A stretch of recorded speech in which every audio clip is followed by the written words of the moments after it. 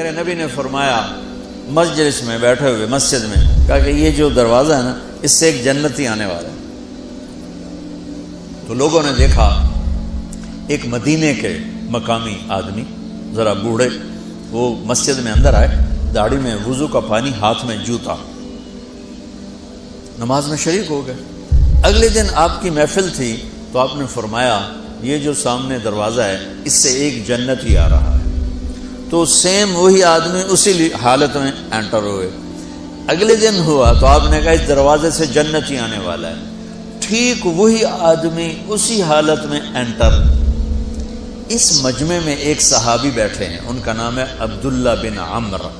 یہ 1,24,000 صحابہ میں ان کی ایک اسپیشلٹی ہے کہ یہ سب سے زیادہ عبادت کرتے تھے، سب سے اتنی عبادت کسی نے نہیں کی۔ ساری رات نفل پڑھتے تھے، سارے دن کا روزہ رکھتے تھے، اور دن رات میں ایک قرآن ختم کرتے تھے۔ اب ان کو خیال آیا کہ یہ بابا جی مجھ سے بھی زیادہ عبادت کرتے ہیں، جو ان کو یوں ڈائریکٹ جنت کی بشارت ملی اور مجھے نہیں ملی، تو میں دیکھتا ہوں یہ کون سی عبادت کرتے ہیں۔ کیا یہ ساری رات سجدے میں پڑے رہتے ہیں، رکوع میں کھڑے رہتے ہیں، قیام میں کھڑے رہتے ہیں، کیا کرتے ہیں؟ تو ان کے پاس پہنچ گئے، چاچا کوئی تھوڑا والد صاحب کی ناراضگی ہے، دور رہنا چاہتا ہوں، 2-3 دن ٹھہر جاؤں آپ کے پاس؟ ہاں ہاں ہاں بیٹا آ جاؤ آ جاؤ آ جاؤ۔ اب عشاء کی نماز کے فوراً بعد انہوں نے چادر اوپر لی اور چادر میں یوں سوراخ کیا اور یوں لیٹ کے دیکھنے لگے کہ اب یہ بزرگ کیا کرتے ہیں۔ بزرگ تشریف لائے، سرانے پہ سر رکھا، اللہم بسمک اموت و احیا، سونے کی دعا پڑھی، اور تھوڑی دیر بعد خراٹے تھے۔ وہ بڑے حیران ہوئے، اب وہ دیکھ رہے ہیں ابھی اٹھے گا ابھی اٹھے گا ابھی اٹھے گا۔ پھر انہوں نے کپڑا اتار دیا، ابھی سویا ہوا ہے۔ وہ فجر کی اذان پہ اٹھے اور ان کا دماغ چکر کھا گیا، بھئی اے کی بڑھ تہجد دے 2 نفل بھی نہیں تو جنت دی بشارت 3 دن کٹھی۔ انہوں نے کہا کل دیکھوں گا، کل شاید کچھ اور کریں۔ اگلے دن آئے، پھر اسی طرح یوں کر کے لیٹ گئے، اور بزرگوں نے بھی یوں کیا اور بسمک اموت و احیا، اور پورا کمرہ خراٹے انار۔ وہ پھر پریشان، یہ کب اٹھے گا کب اٹھے گا؟ فجر کی اذان پہ اٹھے تو اور ان کی حیرت بڑھ گئی، کہنے والا سچا، اس کے بات کو تو چیلنج ہو نہیں سکتا، وہ محمد مصطفیٰ ہیں، لیکن یہ چکر کیا ہے، یہ جنت مل کیسے رہی ہے؟ چلو ایک رات اور صحیح۔ تیسری رات آئے، یہ یوں لیٹے وہ یوں لیٹے، یہ دیکھتے رہے وہ سوتے رہے، حتیٰ کہ فجر کی اذان پہ آنکھ کھلی تو یہ نا پھٹ پڑے، کہنے لگے چاچا بات بتاؤں؟ کہنے کیا؟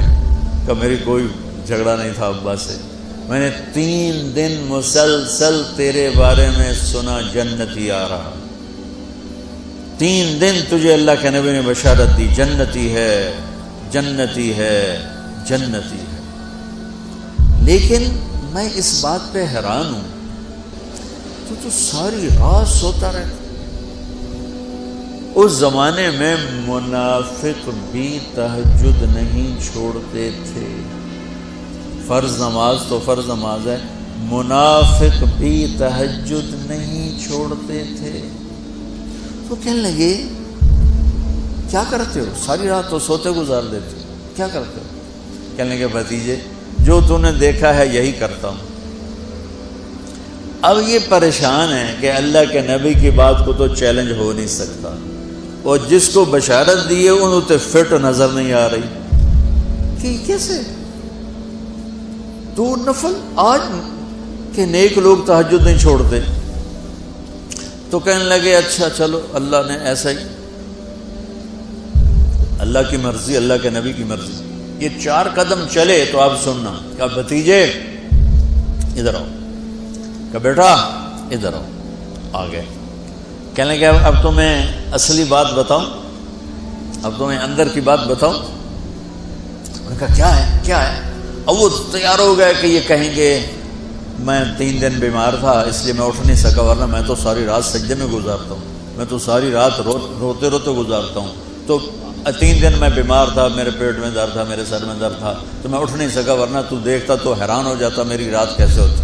کہتا ہاں جی جی جی، تو کہنے لگے مجھے دیکھو یہاں ہاتھ رکھا، کہ یہ جو دل ہے نا، دل اس میں دنیا کی کسی انسان کی نفرت نہیں ہے۔ اور جب اللہ کسی کو کوئی رزق دیتا ہے تو مجھے کبھی حسد نہیں ہوا، مجھے خوشی ہوتی ہے۔